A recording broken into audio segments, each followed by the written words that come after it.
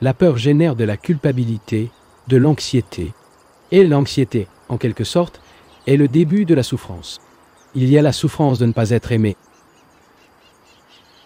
La souffrance que nous ressentons quand quelqu'un à qui nous sommes profondément attachés souffre ou mourra.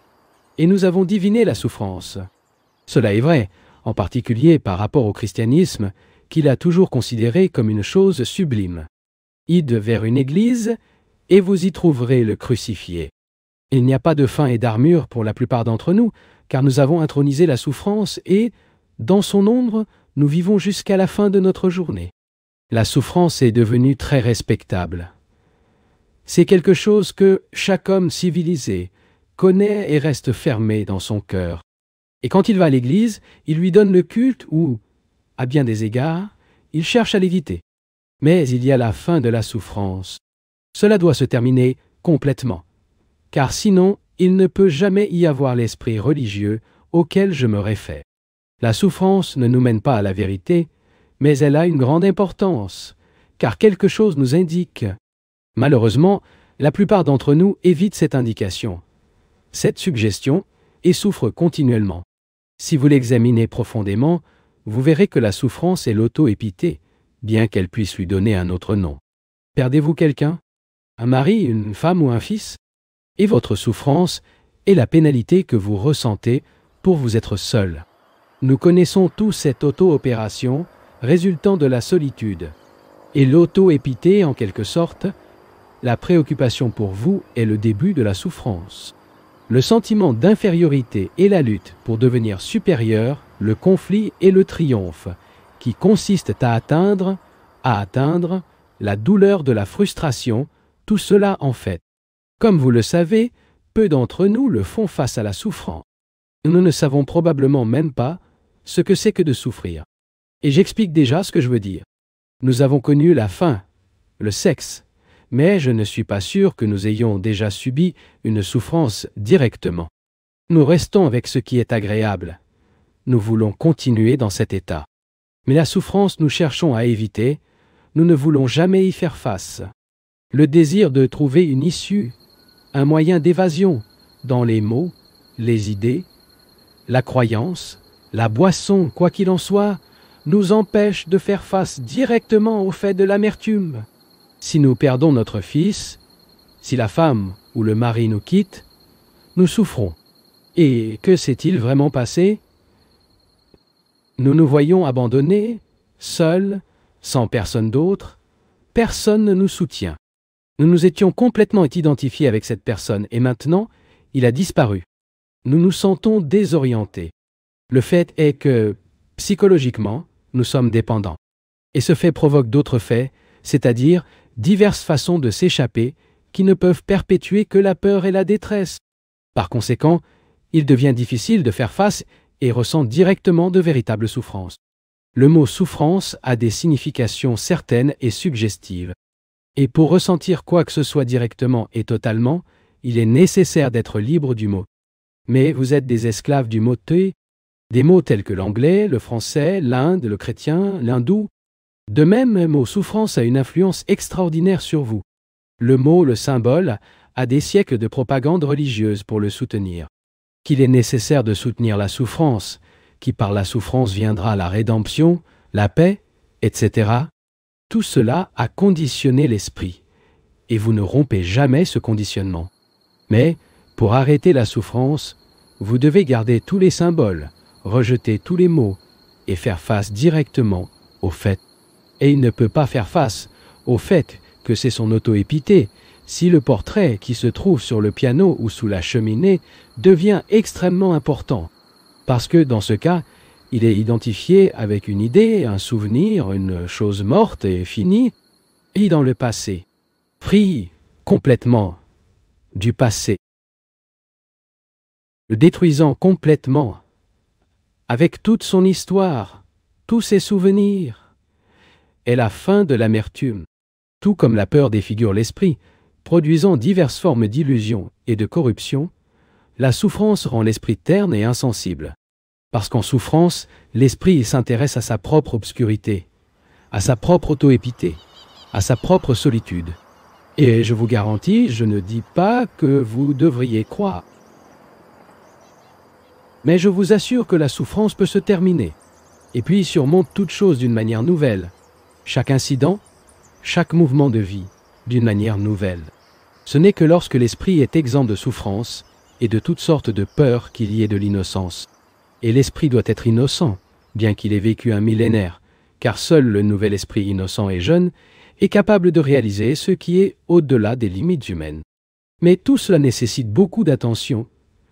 Le vrai sérieux, qui ne signifie pas faire un visage solennel, mais pouvoir suivre une pensée donnée jusqu'à la fin, le laissant se dérouler partout, sans obstacle, et ce n'est pas possible s'il a des liens dans le passé. Vous pouvez venir à ces réunions et écouter sérieusement ou négligemment, avec la moitié de l'attention, mais les mots et les discours ne peuvent pas changer le fait que nous avons peur et que nous souffrons.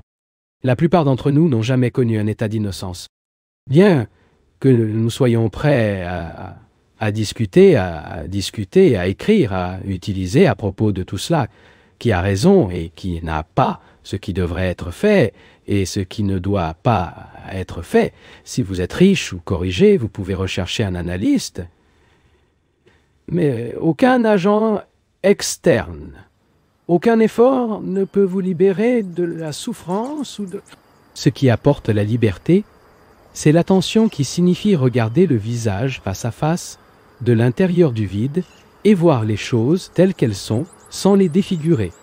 Dans cet état d'attention, une innocence est une vertu et qui est l'humilité. Vous voudrez peut-être poser quelques questions et me permettre de suggérer que poser des questions pertinentes à l'histoire dont nous parlons. Ne demandez pas, par exemple, comment éviter la guerre. Nous pouvons y faire face à une autre occasion. Ne demandez pas ce que vous devriez faire concernant la bombe atomique, ou si elle est convenue ou défiée, adhérer au marché commun européen. Voir, chacun de nous, il a des problèmes. Nous sommes pleins de problèmes. Tout ce que nous touchons avec notre main, notre esprit ou notre cœur devient un problème. Et lorsque vous posez une question sur un problème, vous vous attendez à une réponse. Mais il n'y a pas de réponse distincte du problème lui-même. L'important n'est pas de découvrir la solution d'un problème, mais de les empêcher de salir les problèmes. Un homme malade veut se rétablir et il y a des médecins pour le traiter. Mais il y a aussi des médecins qui travaillent pour éviter les maladies. Et c'est beaucoup plus important que les symptômes de guérison. Malheureusement, nous souhaitons généralement être guéris des symptômes. Nous ne savons pas comment empêcher le problème de se poser. La grande beauté, la grande sensibilité d'être consciente de chaque problème dès qu'elle est présente. Traitez-le immédiatement. Réglez-le en même temps, afin qu'il ne soit pas transporté immédiatement. Cela peut être fait pour prendre de médicaments ou essayer d'oublier ou d'échapper au problème, mais simplement réaliser que le problème, peu importe aucun. Il n'y a pas de solution distincte de lui-même. Je me réfère à des problèmes psychologiques et non à des problèmes mécaniques. Lorsque l'on considère un problème avec toute l'attention, le problème est éteint. Pouvez-vous mieux expliquer la question de voir la vraie dans le faux? Réponse. C'est si simple et si clair. Y a-t-il un besoin d'explication? Considérer quelque chose de faux, du nationalisme par exemple. Réaliser le mensonge du nationalisme, c'est percevoir la vérité dans le faux. Pour voir ce qui est faux en autorité, le mensonge de l'Église, c'est découvrir le vrai. Réaliser la vérité dans la jalousie, en ambition, dans la poursuite du pouvoir, de la position et du prestige. C'est voir son mensonge complet. Et quand nous voyons cette vérité, pas un bout, mais sa totalité, alors cela libère lui-même l'esprit du faux. Question. N'y a-t-il pas un danger de condamner certaines choses que nous n'approuvons pas? Réponse. La condamnation est une réaction, une résistance. Et ce que nous condamnons, bien sûr, ne comprend pas. Supposons que je suis catholique, communiste ou quoi que ce soit, et parce que je veux découvrir la vérité concernant cette question, je commence à le considérer, à la pénétrer, puis je réalise le mensonge d'attachement à n'importe quel dogme et la croyance, et s'y prête, rejette, Ce rejet ne représente pas une condamnation du communisme ou de l'Église. Je vois simplement que ces choses ne signifient rien pour un homme qui a le désir sérieux de découvrir ce qui est vrai. Question. Quand l'esprit est parfaitement silencieux, qui est conscient de ce silence? Réponse. Lorsque vous êtes gai, heureux, au moment où vous vous scientifique de cet état, vous n'êtes plus heureux. Avez-vous remarqué cela? Non? Non? Au moment où vous vous identifiez au bonheur, le bonheur est terminé. Elle est alors juste un souvenir. Le silence ne peut pas être expérimenté par soi. Peut-être que nous examinons cette question lorsque je parle à nouveau de méditation. Interprétation. L'une des causes de conflit en moi est la question de savoir ce qui est correct à faire. Krishnamurti. Seigneur, qu'est-ce que la compassion? N'est-ce pas un état de sympathie, de pitié, de considération? Et en elle, bien sûr, il n'y a aucun sentiment d'aide à l'autre. Suis-je ici à aider tous ceux qui m'entendent? J'espère que non. Et je le dis sérieusement. Si j'ai le sentiment de vous aider, dans ce cas, je me considère comme une personne plus grande. Et de cette façon, vous transformez mes abonnés. Nous ne nous référons pas pour nous aider, mais nous cherchons à découvrir le vrai. Et cette découverte nécessite une immense compassion. Dans cet état de compassion, nous pouvons aider, se donner de la sympathie, mais il n'y a pas de conflit intérieur. Interprétation. Vous avez dit que c'était l'ambition pour une fausse chose. Je ne réalise pas à quel point cela peut être ainsi. Je renonce à mes ambitions, purement matérialistes, pour obtenir sa compréhension incommensurable. C'est toujours une forme d'ambition. L'ambition est nécessaire si nous voulons atteindre une partie de la vie. Krishnamurti. Tant de choses sont impliquées dans l'ambition. Premièrement, nous avons l'autorité. Autorité d'un modèle que vous avez établi vous-même, et cela vous oblige à suivre. Ou l'autorité de la structure psychologique sociale. L'autorité suppose l'obéissance. La structure psychologique de la société exige que soyez concurrents, ambitieux, passionnés, envieux, secs du pouvoir, etc. Si vous réalisez la fausseté de tout cela, vous ne devriez pas rejeter dans le sens de ce mot, comme je l'ai expliqué ce matin. La structure psychologique de la société, cette structure nous fait nous ajuster, ce qui nous rend ternes, extrêmement stupides, et par conséquent, l'esprit religieux doit être exempt de la structure psychologique de la société. En disant qu'un individu doit être ambitieux pour atteindre quelque part,